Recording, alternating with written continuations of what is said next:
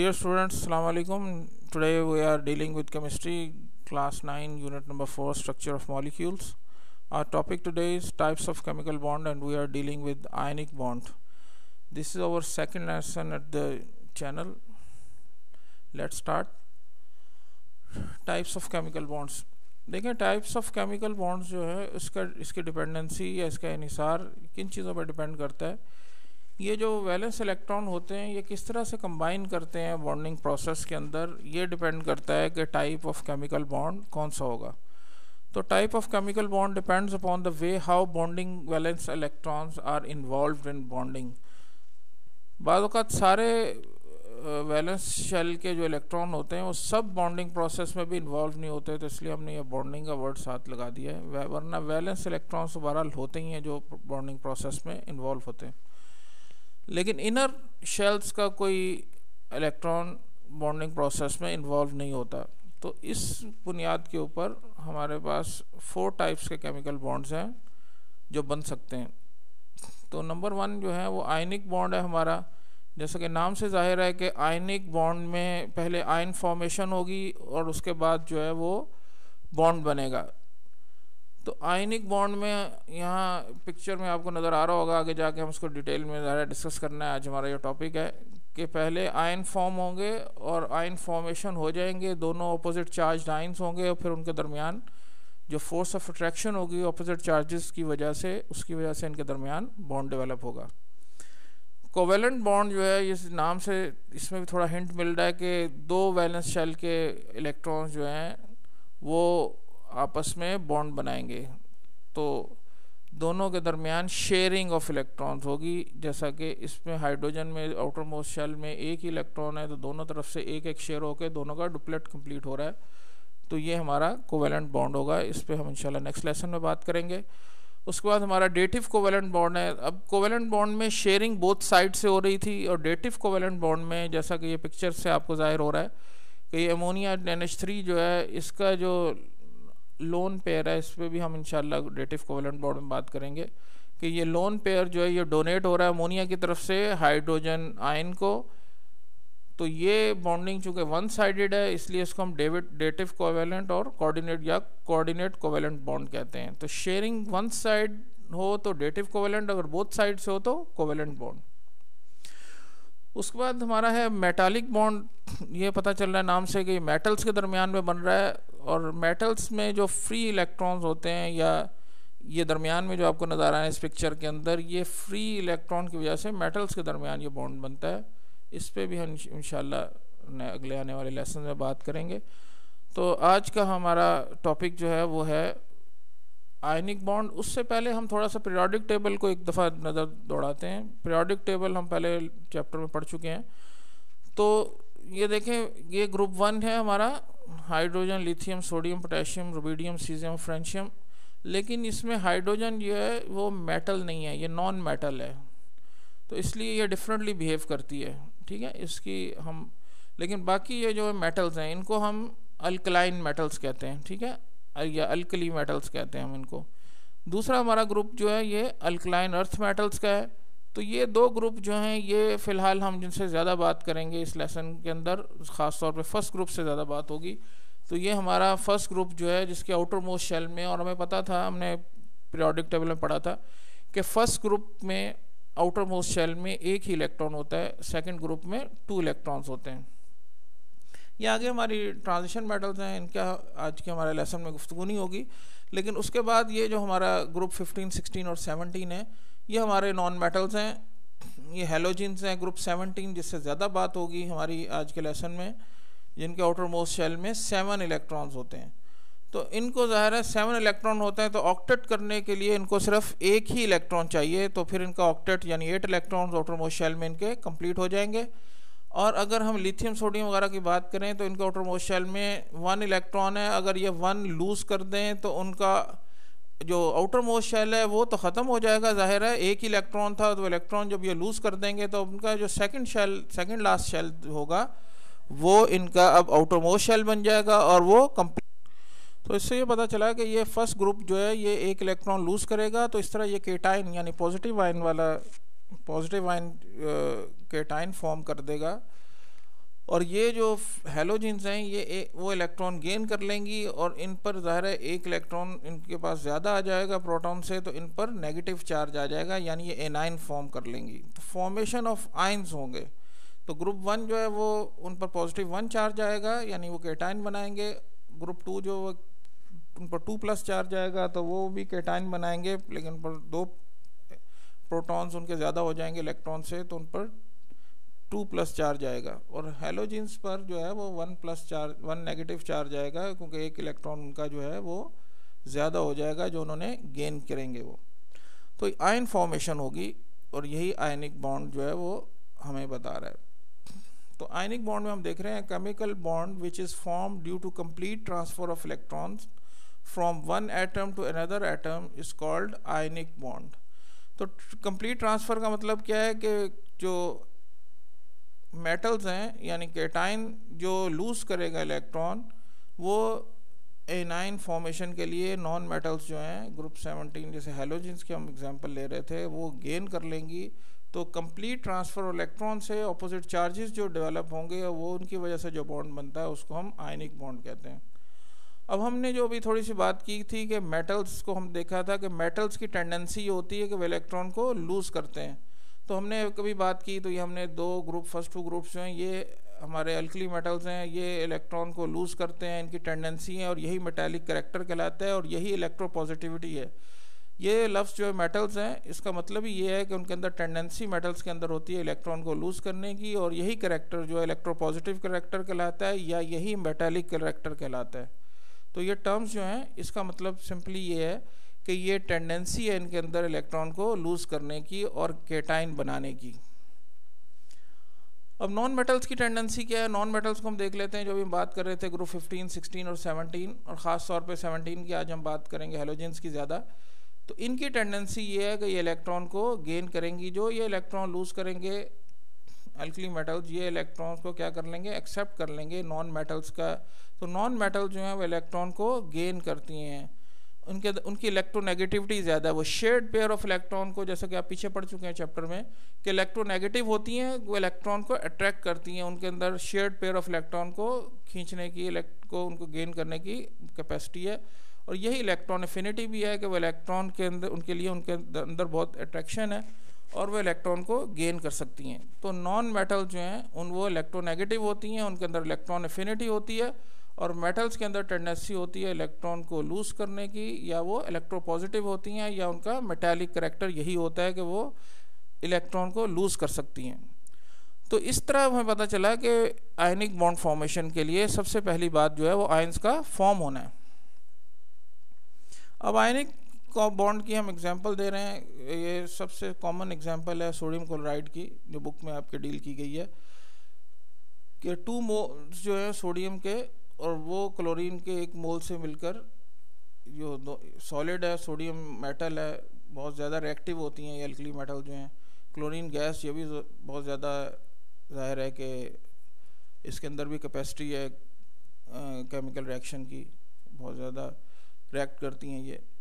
तो ये दोनों मिलकर क्या बनाती हैं, सोडियम क्लोराइड जो टेबल सॉल्ट है हमारा खाने का नमक।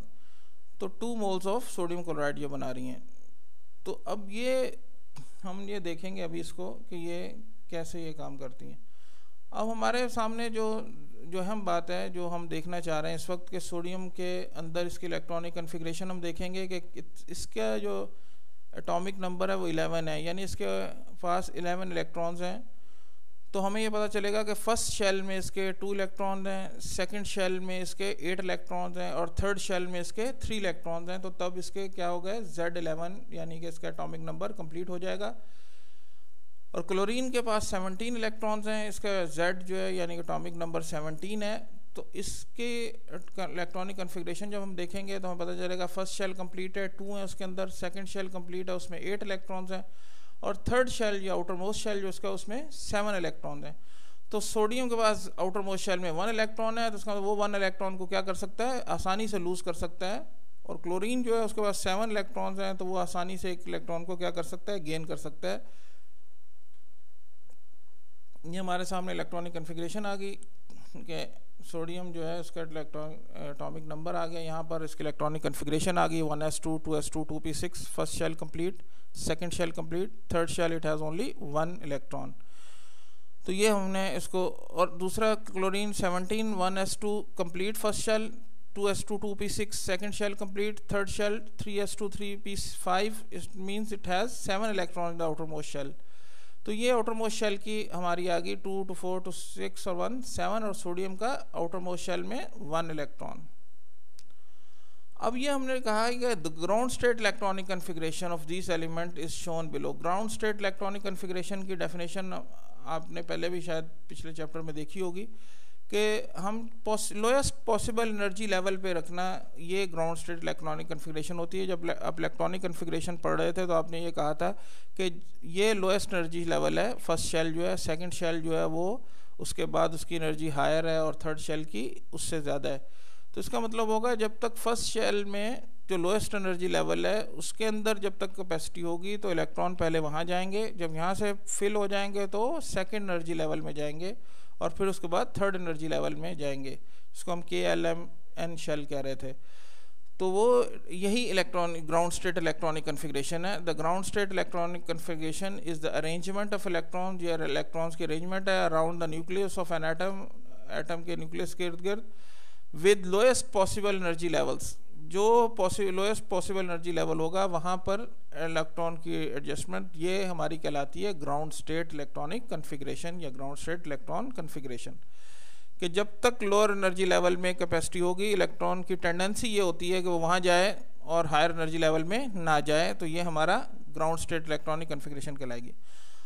अब हम पहले इस टॉपिक को में हम पहले बात कर चुके हैं थोड़ी सी कि आयन फॉर्मेशन कैसे होगी, तो हमें ये समझना ज़रूरी है क्योंकि हम आयनिक बॉन्ड को तभी समझ सकते हैं जब हम आयन फॉर्मेशन को दोबारा थोड़ा सा डिटेल में अब देख रहे हैं।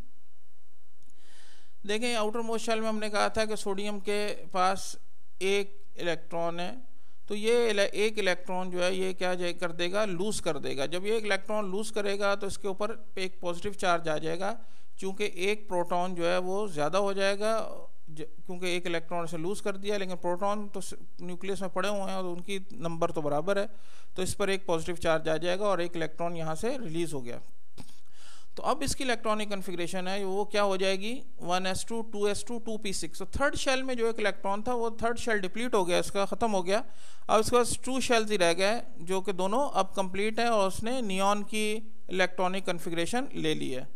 इस तरह क्लोरीन जो है उसने एक इलेक्ट्रॉन गेन कर लिया जो सोडियम ने लूज़ किया, तो इसके पास क्लोरीन के पास अब 8 इलेक्ट्रॉन, इसका भी ऑक्टेट कंप्लीट हो गया और इसके पास 8 इलेक्ट्रॉन हो गए, लेकिन इसके पास प्रोटॉन के मुकाबले में एक इलेक्ट्रॉन क्या हो गया, ज़्यादा हो गया और इस पर अब एक नेगेटिव चार्ज आ गया। तो यहाँ पर केटाइन फॉर्म हो गया और यहाँ पर एनाइन फॉर्म हो गया। और ये 1s2 2s2 2p6 इसके 2 शेल्स अब ऑलरेडी कंप्लीट थे, अब थर्ड शेल भी इसका कंप्लीट हो गया 3s2 और 3p6, उसने आर्गॉन की इलेक्ट्रॉनिक कन्फिग्रेशन ले ली। तो इसका मतलब है कि अब ये दोनों जो हैं स्टेबल हो गई।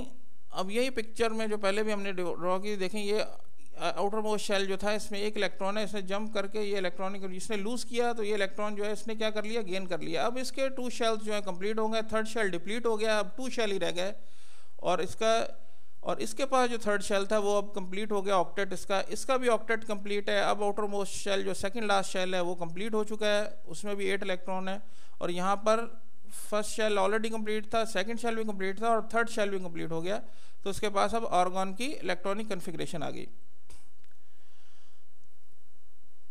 अब हम आगे चलते हैं, थोड़ा सा टॉपिक को देखते हैं कि इलेक्ट्रोस्टैटिक फोर्स। अब हमने कहा जब ये आयन फॉर्म हो जाएंगे तो अब होगा क्या, अब ये नेगेटिव आयन, एक पॉजिटिव आयन है सोडियम और एक नेगेटिव आयन है क्लोराइड आयन जो है, और एक सोडियम पॉजिटिव आयन है। तो अब केटाइन और एनाइन फॉर्म हो गए, इन दोनों के ऊपर ऑपोजिट चार्जेस हैं और आपको पता है कि ऑपोजिट चार्जेस क्या करते हैं, अट्रैक्ट करते हैं और यही इलेक्ट्रोस्टैटिक फोर्स कहलाती हैं। तो इट इज़ जो चार्जेस के दरमियान जो भी फोर्स काम कर रही होती है, चाहे वो अट्रैक्टिव फोर्स हो चाहे वो रिपल्सिव फोर्स हो, उसको हम इलेक्ट्रोस्टैटिक फोर्स कहते हैं। ठीक है, इट इज़ अट्रैक्टिव और repulsive force between 2 electrically charge objects. जाहिर है जब ये केटाइन और एनाइन बन गए, इनके ऊपर चार्ज आ गया, हमें नज़र आ रहा है ये चार्ज, तो ये अब इलेक्ट्रिकली चार्ज ऑब्जेक्ट हो गए। एटम वैसे तो न्यूट्रल था, लेकिन जब इसने कैटाइन फॉर्म कर दिया, इसने एनाइन फॉर्म कर दिया, तो इनके ऊपर चार्ज आ गया। अब जब चार्ज आ गया तो ये दोनों इलेक्ट्रिकली चार्ज हो गए।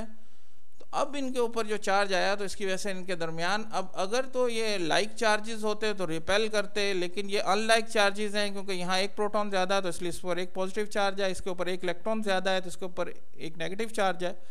तो ऑपोजिट चार्जेस हैं, तो like charges repel each other while unlike charges attract each other. तो हम देख रहे हैं ये अनलाइक चार्जेस हैं, तो अब हम कह रहे हैं कि both of these atoms are now change into oppositely charge ions. ठीक है, they stabilize themselves by combining with each other. ये दोनों एक दूसरे के साथ क्या हो जाएंगे, कंबाइन हो जाएंगे due to electrostatic force of attraction. इन ऑपोजिट चार्ज होने की वजह से इलेक्ट्रोस्टैटिक फोर्स ऑफ अट्रैक्शन होगी, रिपल्शन नहीं होगी। तो ये दोनों कंबाइन होकर सोडियम क्लोराइड बना देंगे। ये सोडियम आयन, ये क्लोराइड आयन, और दोनों मिलकर क्या बना रहे हैं, sodium chloride the table salt. अब the compounds form due to ionic bonds are called ionic compounds. अब इस तरह के जो आयनिक बॉन्ड्स बनते हैं जिसमें आयंस की फॉर्मेशन से, उनको हम क्या कहते हैं, जो उन कंपाउंड्स को हम आयनिक कंपाउंड्स कहते हैं। अब हम आगे देखते हैं, टेस्ट योर सेल्फ है हमारा पहला क्वेश्चन। हमारा ये है टेस्ट योर सेल्फ, जो भी 4.1 है। Why does sodium form a chemical bond with chlorine. तो हम देखेंगे कि सोडियम क्लोरीन के साथ क्यों बनाता है। अभी हमने सारा इसको देखा है कि सोडियम के पास आउटर मोस्ट शेल में एक इलेक्ट्रॉन है और वो इलेक्ट्रो पॉजिटिव है, उसने सोडियम आयन बनाना है, और क्लोरीन के पास 7 है, वो एक इलेक्ट्रॉन गेन कर लेगा और क्लोराइड आयन बना देगा, नेगेटिव आयन एनाइन बना देगा। तो दोनों के दरमियान फिर ये फोर्स ऑफ अट्रैक्शन जो है वो पैदा होगी, तो जो इनको बॉन्ड बना देगी और ये आयनिक बॉन्ड बन जाएगा। तो ये आंसर हमने लिखा है कि sodium being a metal is electropositive. Metal जो है इलेक्ट्रोपॉजिटिव होती हैं, यानी and tends to lose the only one electron in outer most shell. अब सोडियम के पास एक ही आउटर मोस्ट शेल में है, तो उसकी टेंडेंसी होगी कि वो लूज कर दे आउटर मोस्ट शेल से एंड बिकम सोडियम आयन, और वो सोडियम आयन बना दे, एक कैटायन बना दे। Chlorine being a non metal is electronegative. Chlorine जो है वो एक नॉन मेटल है, तो इलेक्ट्रोनेगेटिव है, and tends to gain that electron. तो वो क्या करेगी, वो इलेक्ट्रॉन, उसी टेंडेंसी है वो इलेक्ट्रॉन को गेन करे टू कंप्लीट इट्स ऑक्टेट, और वो ऑक्टेट अपना कंप्लीट कर ले and become chloride ion. They react and combine with each other. ये दोनों एक दूसरे का रिएक्ट करेंगे और कंबाइन हो जाएंगे due to electrostatic force of attraction. तो इलेक्ट्रोस्टैटिक फोर्स ऑफ अट्रैक्शन की वजह से बिटवीन देम, जो उनके दरमियान, एंड फॉर्म सोडियम क्लोराइड और सोडियम क्लोराइड बना देंगे। सेकंड इनका क्वेश्चन है, why does sodium lose an electron and attains +1 charge. तो हमें पता है कि सोडियम के पास आउटर मोस्ट शेल में एक इलेक्ट्रॉन है, तो वो लूज करके पॉजिटिव आयन या कैटायन बना देगा। Sodium has only 1 electron in outer most shell. It tends to lose that electron and becomes sodium ion because after losing 1 electron, it has 1 more proton than electrons. तो ये एक proton ज़्यादा होगा, तो इस वजह से वो क्या बना देगा, प्लस चार्ज आ जाएगा, +1 चार्ज इस पर आएगा, तो कैटायन फॉर्म हो जाएगा। How do atoms follow octet rule. Atoms octet rules को कैसे फॉलो करते हैं। तो atoms follow octet rule by gaining, losing और शेयरिंग इलेक्ट्रॉन्स। हमें पता है कि एटम्स जो है ऑक्टेट रूल को कैसे फॉलो करते हैं, वो या तो गेन करते हैं या लूज करते हैं इलेक्ट्रॉन को, या शेयर करते हैं। Thus they complete their outer most shell and acquire nearest noble gas electronic configuration and become stable. तो इस तरह वो गेनिंग, लूजिंग और शेयरिंग से क्या करते हैं, अपने आउटर मोस्ट शेल को कंप्लीट कर लेते हैं और नियरेस्ट नोबल गैस की इलेक्ट्रॉनिक कॉन्फ़िगरेशन को अटेन करके वो स्टेबल हो जाते हैं। Which electrons are involve in chemical bonding. कौन से इलेक्ट्रॉन्स जो है केमिकल बॉन्डिंग में इन्वॉल्व होते हैं। Bonding valence electrons are involve in chemical bonding. Valence electron जो है जो बॉन्ड बनाते हैं वो बॉन्डिंग के प्रोसेस केमिकल बॉन्डिंग में इन्वॉल्व होते हैं। Inner shell electron do not take part in chemical bonding. और इनर शेल के जो इलेक्ट्रॉन है आमतौर पर वो केमिकल बॉन्डिंग में इन्वॉल्व नहीं होते। Question number 5, why does group 1 elements prefer to combine with group 17 elements. Group 1 के पास आउटर मोस्ट शेल में 1 है, उसको एक लूज कर देगा तो उसका outer most shell, second last shell जो है वो आउटर मोस्ट शेल बन जाएगा, वो कंप्लीट हो जाएगा। और ग्रुप 17 के पास 7 है, 1 गेन करेगा तो वो 8 कर ऑक्टेट उसका कंप्लीट हो जाएगा। तो इसलिए इन दोनों की क्या है, प्रेफरेंस है। तो ये हमने पहले भी इसको पढ़ा है। Group 1 elements being metals are electropositive and tend to lose the only 1 electron in their outer most shell and become positive ions. Group 17 being non-metals are electronegative and tend to gain electron to complete their octet and become negative ions. They react and combine with each other due to strong electrostatic force of attraction between them, so they prefer each other. Why chlorine can accept only 1 electron. तो ज़ाहिर एक ही electron, 7 electron है और एक ही space है उसके पास outermost shell में, तो वो एक ही इलेक्ट्रॉन को गेन कर सकती है। Chlorine has 7 electrons in its outermost shell. It requires only 1 electron to complete its octet. By accepting 1 electron, it acquires electronic configuration of argon, its nearest noble gas, and becomes stable. तो एक ही space है उसके पास outermost shell में, तो वो acquire करके outermost shell complete हो जाएगा, स्टेबल हो जाएगी। आर्गॉन की नियरेस्ट जो उसकी नोबल गैस है उसकी इलेक्ट्रॉनिक कन्फिग्रेशन को अटेन कर लेगी और स्टेबिलिटी मिल जाएगी, जो कि हर केमिकल कॉम्बिनेशन, केमिकल रिएक्शन का के बाद जो असल चीज़ हासिल होती है वो स्टेबिलिटी है, जो कि ऑक्टेट जो डुप्लेट रूल से हासिल होती है। तो ये आज का हमारा लेसन था। जज़ाकुमुल्लाह खैर। अस्सलाम वालेकुम रहमतुल्लाह। अगर आपके पास कोई क्वेश्चन हो तो आप पूछ सकते हैं। Thank you very much.